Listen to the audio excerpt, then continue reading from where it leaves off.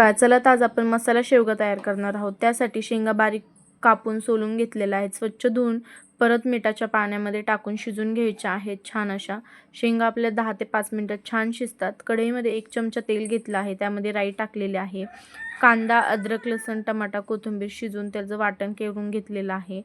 ते टाकायचं आहे. त्यानंतर घरचा मसाला, मिरची पावडर, थोडीशी हळद टाकून छान आपण मसाला परतून घ्यायचा आहे तेलावर. त्यामध्ये आपण गरम मसाला टाकायचा आहे थोडासा कापला आणि छान आपण त्याला परतून घ्यायचा आहे. आलटून-पलटून मसाला परतून घ्यायचा आहे. मसाला छान परतल्यानंतर आपण शिजवून घेतलेला शेवगा आहे तो शेवगा टाकायचा आहे आणि चवीनुसार मीठ टाकायचं आहे.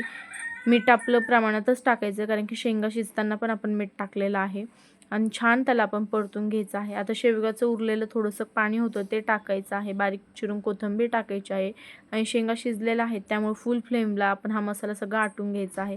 तयार आहे आपला मसाला शेवगा. एकदा नक्की करून बघा.